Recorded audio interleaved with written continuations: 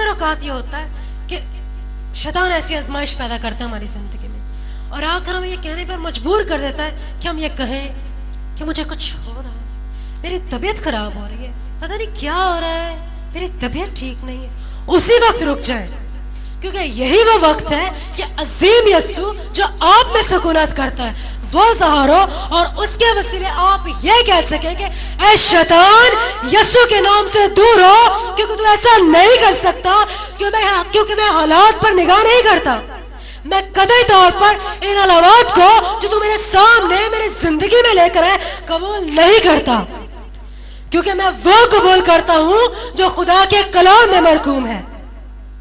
और कलाम कहता है कि अगर मैं पहाड़ों को कहूं कि उखड़ जाओ तो वो उखड़ जाएंगे, और जिस पहाड़ को मैं हटा रही हूं वो पहाड़ क्या है आप जानते हैं?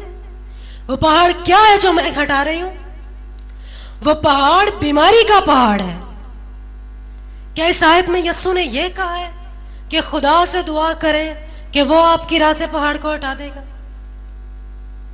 क्या खुदा ने यह कहा है कि मैं इस पहाड़ को हटा दूंगा, तू दुआ कर और मैं इस पहाड़ को हटा दूंगा? नहीं, बिल्कुल नहीं। बल्कि यह कहा गया है कि जो कोई इस पहाड़ से कहेगा कि उखड़ जाओ और समंदर में जा पड़, तो वैसा ही हो जाएगा। जरूरत सिर्फ इस बात की है कि आप ईमान से कहें, शक ना करें, इख्तियार से बोले और हुक्म दे कि पहाड़ उखड़ जाओ और समंदर में जा पड़, तो ऐसा हो जाएगा।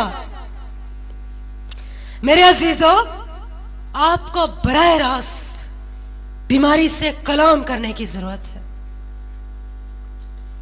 बीमारों के लिए रोने चीखने चिल्लाने की जरूरत नहीं, सिर्फ मुख्तसर तौर पर बीमारी से कलाम करे बीमारी से, और उस बीमारी को कहे कि यस्सु के नाम से दूर हो, और बीमारी जाएगी, क्योंकि खुदा का कलाम फरमाता है और कलाम मुकद्दस का बातिल होना मुमकिन ही नहीं।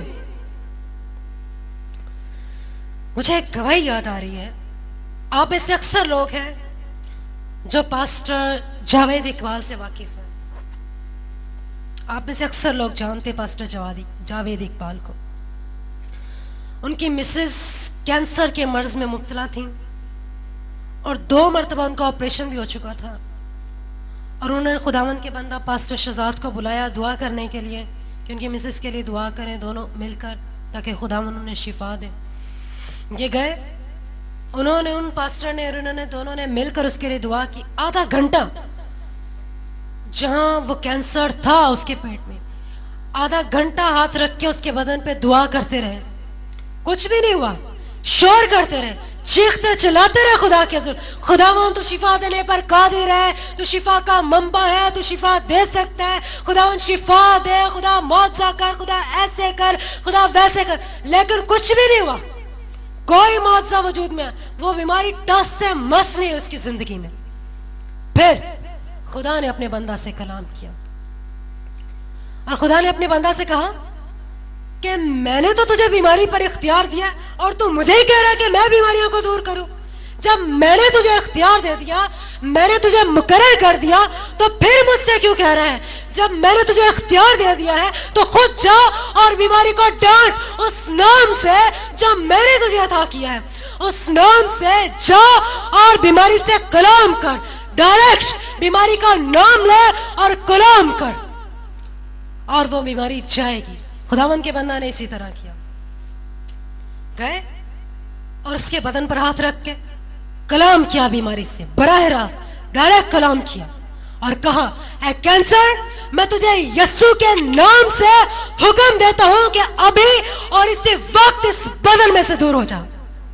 उसी वक्त फल फौर उस औरत ने अपने बदन में कुव्वत पाई, उसने अपने बदन में शिफा को महसूस किया और उसने इकरार किया कि हाँ, एक कुव्वत आई जिसने मुझे छुआ और मैंने अपने बदन में एक रिहाई पाई, एक आजादी, एक हल्कापन महसूस किया, और खुदावंद की कुदरत के वसीले मैंने शिफा पाई।